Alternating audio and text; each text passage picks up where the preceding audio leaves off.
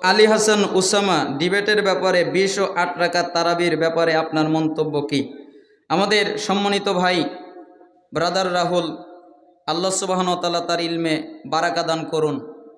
আসলে আল্লাহ সুবহানাহু ওয়া তাআলা তাকে অনেক মেধা বুদ্ধি দান করেছেন। আমি ডিবেটটা পুরোটাই দেখেছি, দুজনের কথাবার্তাই শুনেছি। তার মধ্যে আমার ব্রাদার রাহুল ভাইয়ের কথা যুক্তিসঙ্গত এবং দলিল নির্ভর মনে হয়েছে, আর বাকি জনের কথা উল্টাপাল্টা মনে হয়েছে, আগাগোড়া কিছু বোঝা যায়নি। এভাবেই হকের বিজয় হবে। আল্লাহ সুবহানাহু ওয়া তাআলা আমার ভাই ব্রাদার রাহুল ভাইকে ইলমের জ্ঞান আরও বাড়িয়ে দিক। রুকু পেলে কি রাকাত হবে? ইখতিলাফি মাসালা, বিশুদ্ধ মত হয়ে যাবে। পাত্রী দেখতে গেলে টাকা না দিলে কিপটা বলে। পাত্রী দেখতে গেলে টাকা দিতে হয়, এটা তো ইসলাম শেখায়নি। এখনো কিপটা বলল না কি বলল সেটা তার ব্যক্তিগত ব্যাপার। যখন আপনারা কোনো মেহমান বাড়িতে যাবেন তখন কিছু নিয়ে যেতে পারেন। সালাতে সেজদা অবস্থায় বাংলায় দোয়া করা যাবে কি? যদি সালাতটা সুন্নাত হয় অথবা সালাতটা নফল হয় তাহলে বাংলায় দোয়া করা যাবে। আর যদি ফরজ সালাত হয় তাহলে বাংলায় দোয়া করা যাবে না। শাওয়াল মাসের ৬টি সিয়াম বললাম, রমজান শাওয়াল মাসের ৬। স্বামী স্ত্রী মিলনের পর গোসল না করে সাহারি খাওয়া যাবে কি?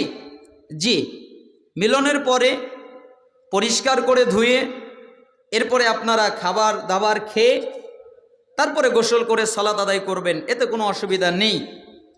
এর অর্থ আবার এটা বুঝিয়েন না যে যেহেতু গোসল না করেও খাওয়া যাবে তাহলে তো ঘুমানোও যাবে, তাহলে ফজরটা পরেই পড়বো, আগে একটু ঘুমাই। এরকম করলে কিন্তু ঈমান থাকবে না। আপনি আগের রাত্রে স্ত্রীর সাথে মিলিত হয়েছেন, এখন গোসল করতে মনে চাচ্ছে না, ধুয়ে অজু করে ঘুমিয়ে গেলেন। এরপরে আপনি সাহারির টাইমে উঠলেন, আপনাকে সাহারি খেতে হবে, খেলেন। ফজরের সালাতের সময় হয়ে গেল, আপনি গোসল করে ফজরের সালাত আদায় করে পরে আপনি ঘুমালেন, সমস্যা নেই। স্ত্রী হায়েজ অবস্থায় সহবাস করলে কি কাফারা লাগবে? জি। মৃত ব্যক্তিকে গোসল করা হ্যাঁ, গোসল তো দিবেন। কেমন নারীকে বিয়ে করা উত্তম? অবশ্যই দিনদারি প্রাধান্য দিবেন। সম্পদ যদি সাথে পেয়ে যান ভালো, সুন্দর যদি পেয়ে যান আরো ভালো, কিন্তু প্রাধান্য দিতে হবে কি?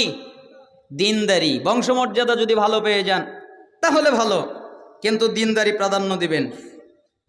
সালাতের সময় হাতের আঙ্গুল নাড়ালে কি হয়? সালাতের অন্য কোনো সময় হাতের আঙ্গুল নাড়াচাড়া করতে হয় না, কিন্তু আপনি যদি বৈঠকে থাকেন তাহলে তো আঙ্গুল নাড়াতে হবে, এটা সুন্নাত। যখন আপনি তাশাহুদে বৈঠকে থাকবেন পুরোটা সময় আপনি আঙ্গুলটা নাড়াবেন। দুটা বর্ণনা এসেছে, কেউ বলেছে সোজা রাখবে, কেউ বলেছে নাড়াবে। নাড়ানোটা বেশি বিশুদ্ধ। মেয়ের বিয়েতে মেয়ের বাবা কবুল বলবে না মেয়ে কবুল বলবে? মেয়ের বাবা কেন কবুল বলবে? মেয়ে রাজি হবে, মেয়ে অনুমতি দেবে, ওটাই কবুল। আর বাপ মেয়ের পক্ষ থেকে গিয়ে বরের সামনে উপস্থাপনা করবে। ঈদের সালাত মহিলারা কোথায় আদায় করবে? অবশ্যই ঈদগাহে মহিলাদের আলাদা জায়গা থাকবে, সেখানে তারা ঈদের সালাত আদায় করবে পুরুষ ইমামের পাশে। মহিলারা কি হায়েজ অবস্থায় কোরআন তেলাওয়াত করতে পারবে? জি, হায়েজ অবস্থায় তারা মুখস্থ তেলাওয়াত করতে পারবে, মুখস্থ জিকির আজকার করতে পারবে, মুখস্থ দুরূদ দোয়া পড়তে পারবে, কিন্তু স্পর্শ করে কোরআন পড়তে পারবে না। তবে যেই হাদিসের কিতাবগুলো আছে অথবা ইসলামিক কিতাবগুলো আছে অথবা তাফসিরগুলো আছে যেটা মূল আরবি নয়, কোন সালাফ অনুমতি দিয়েছেন এটা ধরতেও পারবে, পড়তেও পারবে, কিন্তু মূল মুসহাফ যেটা মূল আরবি কোরআন এটা ধরতে পারবে না। ফরজ সালাতের পর সম্মিলিত মোনাজাত করা যাবে না কেন? রাসূলকে অপমান করা হবে, তাই যাবে না। আপনার যদি মনে চায় যে আমি রাসূলকে একটু অপমান করি, তার দোয়া দুরুদ ভালো নয়, তাহলে আপনি করতে পারেন। সময়ের ব্যবধানে আপনাদের আর কষ্ট দিচ্ছি না। আল্লাহ সুবহানাহু ওয়া তাআলা আপনাদের কবুল করুন। হে আল্লাহ, আমাদের যারা অসুস্থ তাদের শিফায়ে কামিলা আজিলা দান করেন। আমাদের যারা অভাবী অভাব থেকে অব্যাহতি দান করেন। আমাদের যারা ঋণী ঋণ থেকে রক্ষা করেন। আমাদের মধ্যে যে যে মুসিবতে আছে সেই মুসিবত থেকে আপনি পানা মঞ্জুর করেন।